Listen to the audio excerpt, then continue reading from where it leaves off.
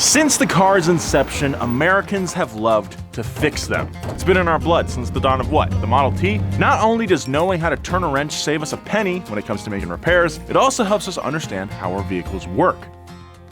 But these aren't the days of our great-great-granddaddies and grandmommies. Back then, if you needed something fixed, you'd order a new part, install it, and be on your way. Not so much anymore. A couple of cold ones and a little red toolbox aren't going to get you very far when working on a modern car. We've all encountered situations when we can't make a simple repair because it's literally impossible for anyone outside of the car company to fix it. It shouldn't be this hard. Without the language, i.e. impossible to buy technology to communicate with your vehicle's computer, you don't stand a chance. Today, we're taking a look at why manufacturers are bending over backwards to take away customers' abilities to work on their vehicles, what progress has been made, and if you stick around till the end, we'll talk about how we can fight together to demand the right to repair our own vehicles in the future. Thank you to Jackery for sponsoring today's video.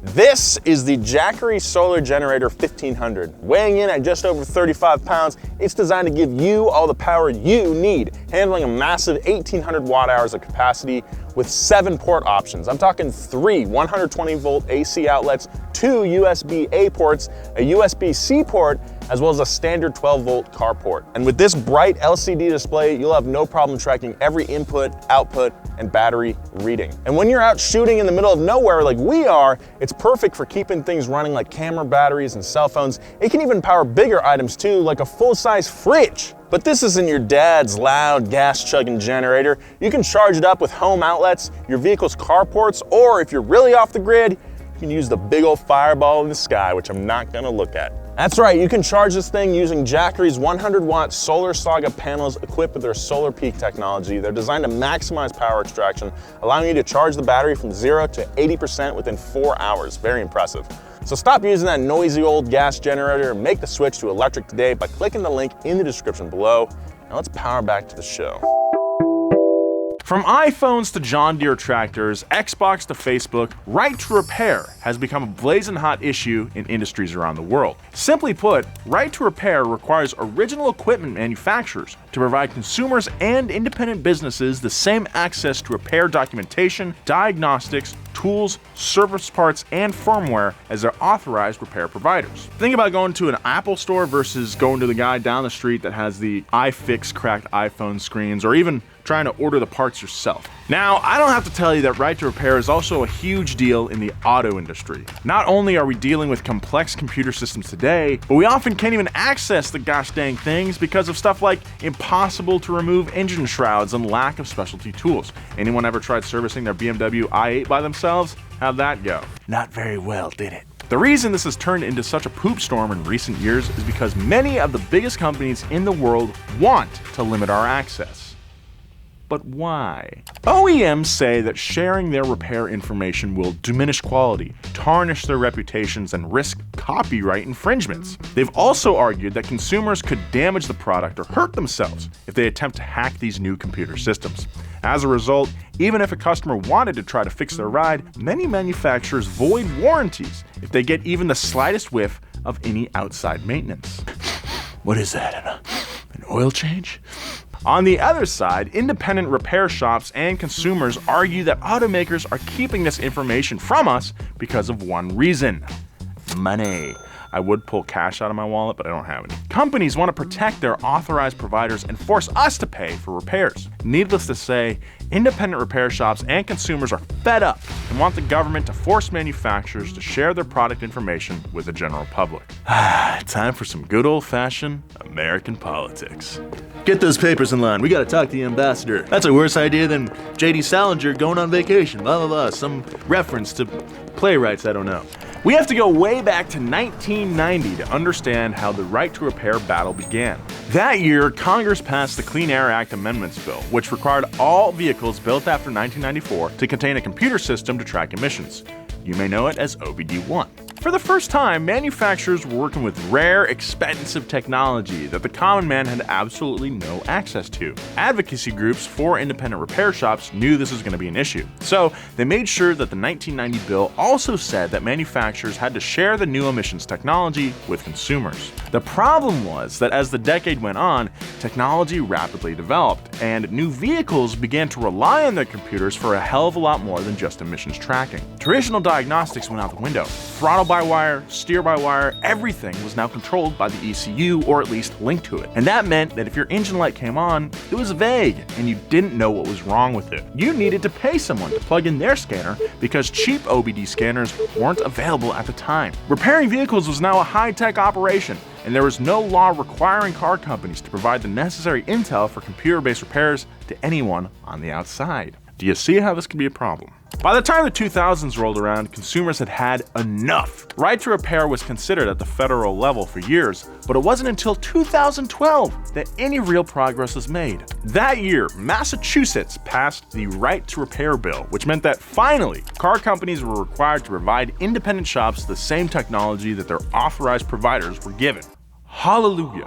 The Massachusetts bill led to a nationwide memorandum of understanding where every major car manufacturer, except Tesla, who dodged it because they didn't have any dealerships or technicians outside of their plant, agreed to follow the Massachusetts law as long as advocacy groups for independent mechanics stopped trying for more right to repair legislation. At last, there was hope for a level playing field. But would it last? The fact that I'm asking that question probably means no. All because one little word was excluded from the bill. Telematics. Telematics is the communication technology that translates information flowing to and from a vehicle. It's a constant give and take of data, where your car's information gets wirelessly transmitted to the manufacturer while they're simultaneously pushing other data like weather forecasts, stock market updates, a ton of stuff, back to the vehicle. It's kind of weird. Telematics started in the late 90s. Remember OnStar? But the advent of the smartphone, which led to rising consumer expectation for constant connectivity, is what really made the technology take off. Obviously, it's become a massively important part of making repairs, but manufacturers have exclusive access to the programs and the devices required to understand it. So once again, independent shops and consumers don't have the information they need to make their own repairs. Everyone is rightfully pissed off. I feel like we're back in the 90s. Braveheart, baseball, and blatant attempts by car manufacturers to hide technology from us through a loophole in the law. Now, of course, manufacturers say that by targeting the telematics systems, there's a conflict with the Federal Motor Vehicle Safety Act, which says that OEMs are required to protect customers from potentially dangerous repairs. When was the last time you heard about a guy blowing himself up while changing his alternator? They want consumers to believe that this stranglehold is actually helping them. Don't worry, little car customer, we're charging you this much because you could get hurt if you try to fix it by yourself. I can't wait to tell you a story about this a little later in the video. It is a good one. But first, more legislation. In 2020, when a new right to repair law was proposed in Massachusetts, things got significantly more nasty. Lobbying groups for some of the biggest car makers on the planet tried various angles of fear-mongering to sway voters against the bill, including a warning that if telematics were open-sourced, sexual predators would hack your personal information and follow you around town. Wow, car lobby, that's what you're gonna go with? Sex predators? Awesome. Thankfully, the scare tactics didn't work. A whopping 75% of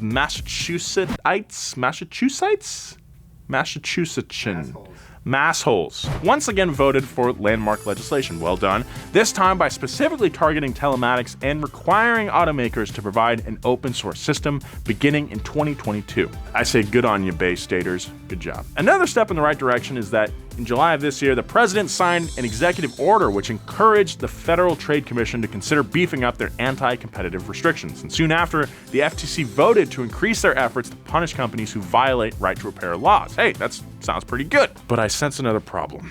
The executive order may sound like a nice win, and it kind of is, but when it comes to the automotive industry, we still have plenty to be concerned about. Remember that memorandum automakers agreed to back in 2012? The one where the companies agreed to share their intel as long as right to repair advocates stopped pushing for more laws? Well, because of that, car manufacturers threatened to throw a major fit, so the new executive order excludes the automotive industry. Yay! As a result, reps from several auto advocacy groups are saying that the executive order needs serious improvement. But any suggested amendments are going to be tough to come by because of groups like the Alliance for Automotive Innovation, a consulting firm that's been paid tens of millions of dollars by some of the heaviest hitters in the game. We're talking Nissan, GM, Ford, Toyota, Volkswagen. All of them have been challenging the new Massachusetts law and fending off similar bills in other states. Shocker. That is pretty depressing, but I gotta share one funny story that happened earlier this month that's hopefully a sign of things to come. So, Ford paid $4 million to a cybersecurity firm to challenge the new Massachusetts bill, the same one that came up with the sex predator ad campaign. Well, on August 15th, a few weeks ago, news broke that a bug was discovered at Ford, and they actually failed to protect their own data. That's right, the very risk they argued as being the whole reason they need to keep their telematics private turned out to bite them in the butt. Employee records, customer databases, finance account numbers, a ton of Ford intel was compromised. Man, I would have loved to have been in the meeting after that news broke.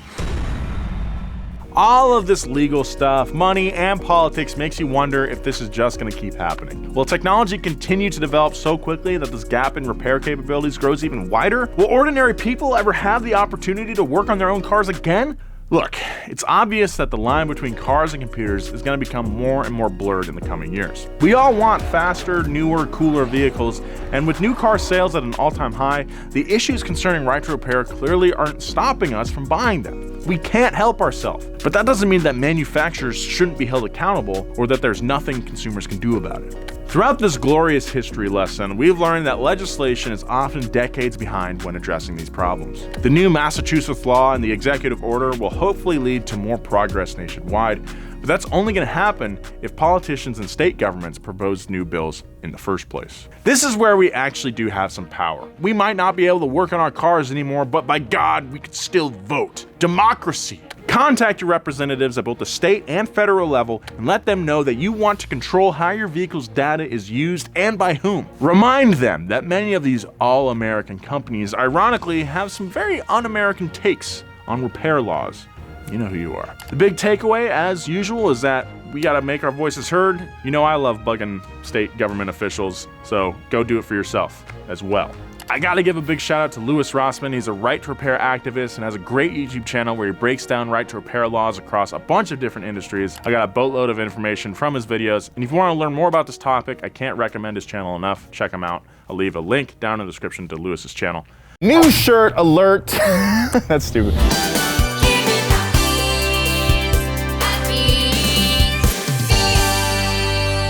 You guys can't get enough of our catchphrase, and we can't get enough designing clothes. That's why we came out with our third Give It the Beans shirt. This one's with a can. On the front, you got your Give It the Beans can, and on the rear, you got a gaggle of cans on the back in all different modern styles. That's a little art history joke for you. Very sleek, very streetwear, very hip. Get your Give It the Bean can shirt on donutmedia.com. Only $29.98. Give it the beans and get one today. Thank you very much for watching Wheelhouse this week. Yeah, it's an important issue, and I think more of you should know about it. If you're a donut super freak, check out that join button down below. You can join the Donut Underground. You get access to behind-the-scenes video, director's cuts, a Discord channel, stickers, all that. Follow Donut on all social media at Donut Media. Follow me at Nolan J. Sykes. Be kind. See you next time.